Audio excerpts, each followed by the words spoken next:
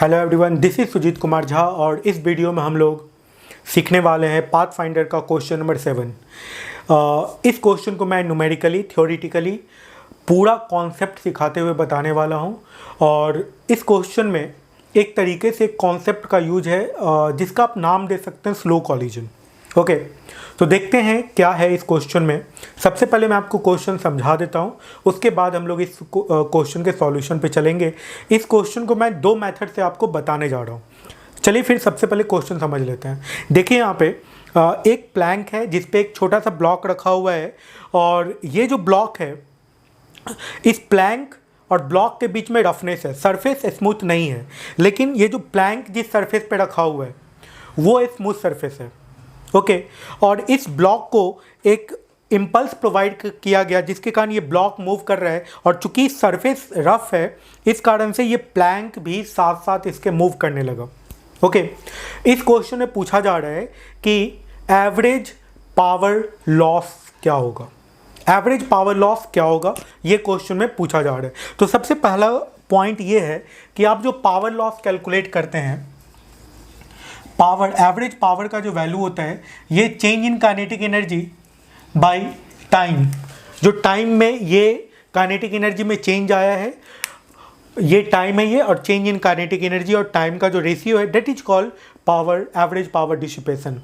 तो सबसे पहली बात कि kinetic energy, change in kinetic energy कैसे आप कैलकुलेट कीजिएगा। तो इस क्वेश्चन को जो फर्स्ट मेथड से मैं आपको बताने वाला हूँ, जैसे मान लीजिए ये प्लैंक है, ये ब्लॉक है, इसको यू स्पीड दिया गया, ये कैपिटल एम मास का, ये स्मॉल एम मास का है, ये सरफेस स्मूथ है, ऐसा कुछ कहा जा रहा है ना। तो ये इनिशियल सिचुएशन है। इस क्वेश्चन को आप प्लैंक के फ्रेम से इस क्वेश्चन को सॉल्व कर सकते हैं, ग्राउंड के फ्रेम से इस क्वेश्चन को आप सॉल्व कर सकते हैं। यदि आप ग्राउंड के फ्रेम से इस क्वेश्चन को सॉल्व करने जा रहे हैं, जो कि मेरा फर्स्ट मेथड है, सेकेंड मेथड बहुत आसान मेथड है, तो पूरा वीडियो को देखिएगा और समझिएगा इस क्वेश्चन में मैं क्या करने जा रहा हूँ।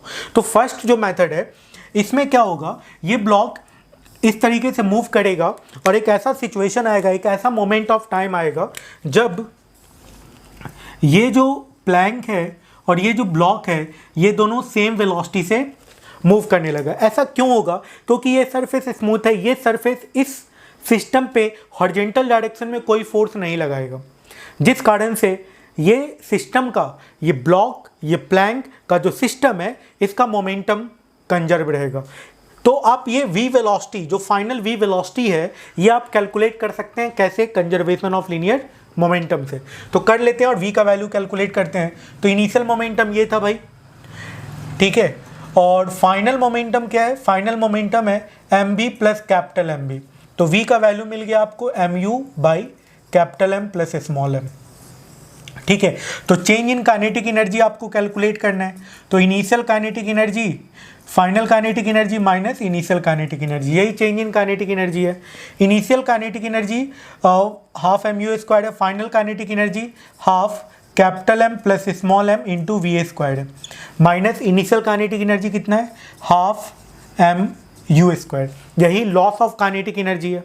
ओके, तो यहाँ से आप v का वैल्यू ये पुट कर दीजिए। ये जब आप कैलकुलेट कीजिएगा तो ये आ जाएगा capital M into small m by capital M plus small m into u square. आप पुट करके देख लीजिएगा। ओके, तो ये चेंज इन काइनेटिक एनर्जी है सबसे। और सेकेंड पॉइंट ये है कि इसका जो वेलोसिटी v कितने देर में हुआ है। तो इस पर, इस ब्लॉक के बारे में जरा सोचिए, इस पर जो फ्रिक्शन लग रहा होगा वो म्यू एम जी के बराबर होगा। इसका मतलब जो रिटार्डेशन इसका होगा म्यू जी के बराबर होगा ना।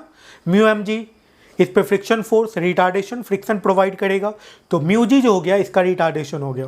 तो रिटार्डेशन के कारण इसका इनिशियल वेलोसिटी u है minus mu g t, that is equals to v final velocity. Okay, और फाइनल वेलोसिटी आपने निकाल लिया है।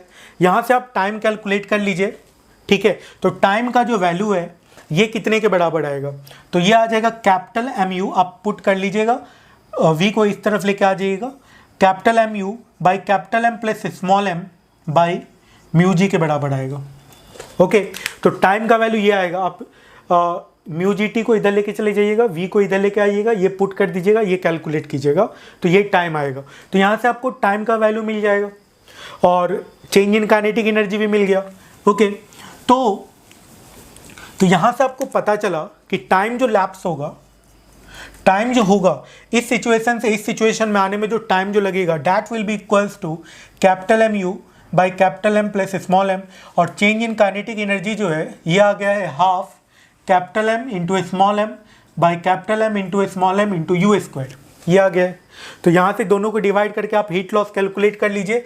तो एवरेज पावर जो लॉस होगा हीट में, that will be equals to इन दोनों का रेशियो, तो ये हो जाएगा, डिवाइड कर दीजिए तो एम यू कैंसिल आउट हो जाएगा, capital M plus small m भी कैंसिल आउट हो जाएगा, तो ये बच जाएगा, ये नीचे यहाँ पे म्यू जी भी है, ये बच जाएगा small m mu g into u by 2, ये आ जाएगा एवरेज पावर। डिवाइड करके आप देख लीजिए। तो ये फर्स्ट मेथड था, इसमें मैंने ग्राउंड फ्रेम के रिस्पेक्ट में इस क्वेश्चन को सॉल्व किया है। इस प्लैंक के रिस्पेक्ट में इस क्वेश्चन को सॉल्व करना और ज़्यादा आसान है। देखिए कैसे, कॉन्सेप्ट यही है, प्लैंक के रिस्पेक्ट में जब आप देखिएगा तो फाइनल जो सिचुएशन है इसमें ये भी वी स्पीड से जा रहा है, ये भी वी स्पीड से जा रहा है, मीन्स दोनों के बीच में कोई रिलेटिव वेलोसिटी नहीं है। ओके, यदि यहाँ पे एक ऑब्जर्वर को फिट कीजिए जो कि इस प्लैंक के रिस्पेक्ट में इसको देख रहे हैं, तो इसका इनिशियल वेलोसिटी क्या देख रहे हैं, u, फाइनल वेलोसिटी ये क्या देखेगा, 0। There is no relative velocity between this block and plank. Okay, so velocity जब 0 हो गया, और रिटार्डेशन तो यही होगा ना, रिटार्डेशन इसमें क्या होगा, म्यू जी ही लगेगा क्योंकि इस पे फ्रिक्शन का वैल्यू म्यू एम जी ही होगा।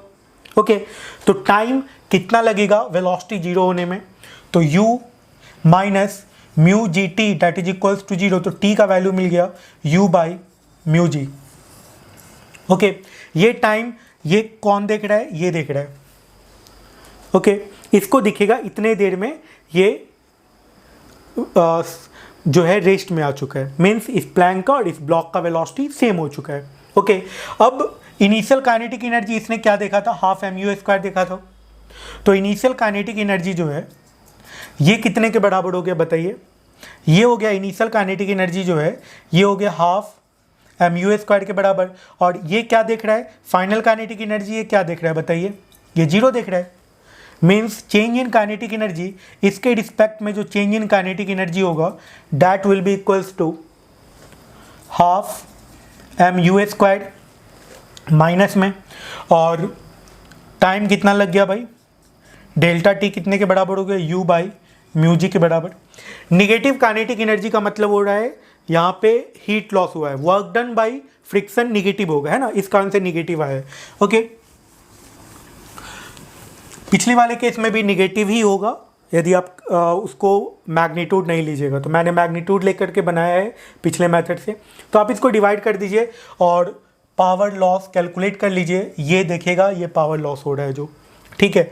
तो ये कितने के बराबर देखेगा, हाफ एम यू स्क्वायर, मैं मैग्नीट्यूड ही लेता हूँ, by u by mu g, u by mu g, u से यू कैंसिल आउट हो गया। एवरेज पावर जो लॉस हुआ है हीट में that will be equals to m u mu g by 2, and this is the final answer. तो इस तरीके से ये क्वेश्चन बन चुका है। Thank you.